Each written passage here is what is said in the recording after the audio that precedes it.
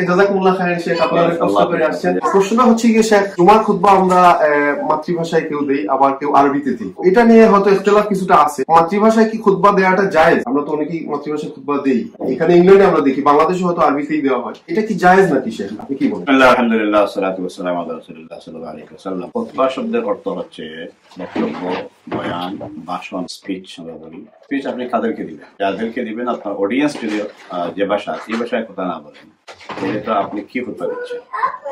তাদের ভাষায় যদি কথা না বলতে পারেন, তাহলে এটা আপনার অসম্পূর্ণ একটা বেকার সময় নষ্ট করার মতো একটা কাজ করতেছেন। আল্লাহ তাআলা কোরআনে হাকিমে নবীদেরকে পর্যন্ত পাঠিয়েছেন তাদের নিজস্ব কওমের কাছে, নিজের কওম থেকে একজনকে আল্লাহ নবী সিলেক্ট করেছেন। ওয়ালাকাদ আরসালনা মূসা বিআয়াতিনা, তারপরে ওয়ালাকাদ আরসালনা নূহান ইলা কওমিহি, মানে সকল নবীকে তার কওমের মধ্যে পাঠানো হয়েছে তার কওমের ভাষা সহ। এবং তিনি আর থেকে বলেছেন যে কওমের ভাষা অর্থাৎ যে ভাষার যে তার সেই ভাষা দিয়ে সেই কওমকে, সেই জাতিকে, তার কমিউনিটিকে যদি না বুঝাইতে পারে, তাহলে এই নবীর কোনো দাম থাকে এবং কেউ তাকে বিশ্বাস করতে এগিয়ে আসলো। এই জন্য আমাদের নবী মুহাম্মদ সাল্লাল্লাহু আলাইহি ওয়াসাল্লাম আরবি, তাদের মাঝ থেকে, কুরাইশের মাঝ থেকে, কুরাইশীদের জন্যই একজন নবী ঠিক করেছেন। আল্লাহ তাআলা ইসরায়েল থেকে একজন নবী বানিয়ে এনে কুরাইশদের কাছে তিনি হাজির করেছেন।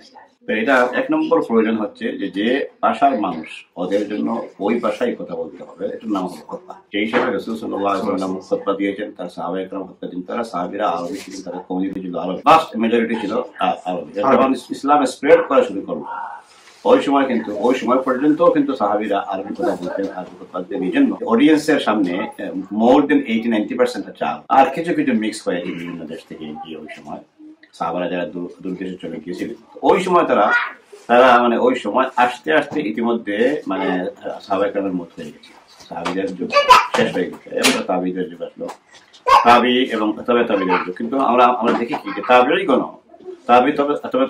কিন্তু ওই আরব এলাকায় বেশি। যেমন অনারবি কোনো তাবি বা কোনো তাবি কিন্তু পাওয়া যায় না। যেমন তাইলে এতে করে বোঝা গেল যে আরব কমিউনিটির মাঝেই নবী, সাহাবি, তাবি পর্যন্ত ছিলেন।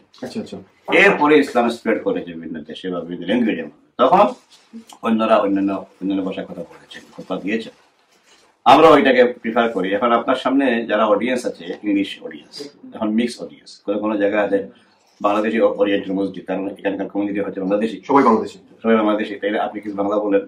আবার আছে পাকিস্তানি কমিউনিটির মধ্যে, যদি আপনি জানতেন সেখানে উর্দু বলেন, যদি বলতেই চান তাদের জন্য ইজি। এখন আপনি একটা অডিয়েন্সে আছেন, খুতবা দিবেন যেখানে ইংলিশ এবং বেঙ্গলি অথবা উর্দু মিক্স, এখন আপনি কি করবেন? তখন নিয়ম হচ্ছে শরীয়তের যে অধিকাংশ যে ভাষায় কথা বলে সেই ভাষায় আপনি কথা বলবেন, স্ট্যান্ডার্ড ভাষা যেটা, এটা আপনি খুতবা দিবেন।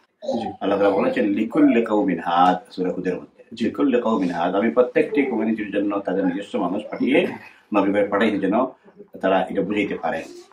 আর এক আয়াতে আল্লাহ বলেছেন যে ইল্লা বিলিসানি কওমি, আমি কোন নবী এমন পাঠাই নাই যে নবী তার নিজস্ব কমিউনিটি ল্যাঙ্গুয়েজে কথা বলতে পারে না। এই কাজটা আমি করি নাই। 3 নম্বর আল্লাহ বলেছেন নবী পাঠানোর উদ্দেশ্য হচ্ছে যে নবীগণ যেন আমার পক্ষ থেকে যেটা মেসেজ আছে এটা যেন তারা পৌঁছাইতে পারে।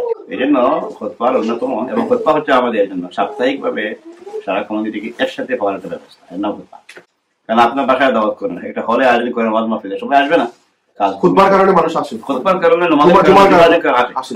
এবং আমরা আসলাম, সারা কমিউনিটিকে নিয়ে আসলাম এখানে জুমার কারণে। আমাদের কমিউনিটির ভাষা হচ্ছে ইংলিশ, আর আপনি কি আরব শেখকে নিয়ে আসেন, উনি আরবিতে ফার্স্ট ক্লাস, উনি বড় শেখ, আমরা সম্মানও করবো, খাওয়াবো, কিন্তু ওনার কাছ থেকে যে কথাগুলো শুনবো আমাদের তো লাভ হবে না, বাংলা প্রবলেম।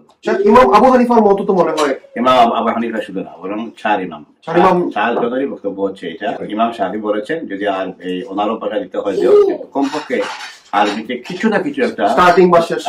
এই জন্য রাসূল সাল্লাল্লাহু আলাইহি ওয়াসাল্লাম সুন্নাহ হয়ে গেল। আলহামদুলিল্লাহ, আপনি আরবি পড়লেন, কিছু আয়াত পড়লেন, এগুলো আরবি, হাদিস পড়লেন, আরবি হয়ে গেল। আরবির যে প্রয়োজন যেটা, এটা আপনি মিট করে ফেললেন এইভাবে করে, কিন্তু মেইন বক্তব্যটা আপনি সিম্পলি প্রেস করেন। জাযাকুমুল্লাহ খাইরান শেখ।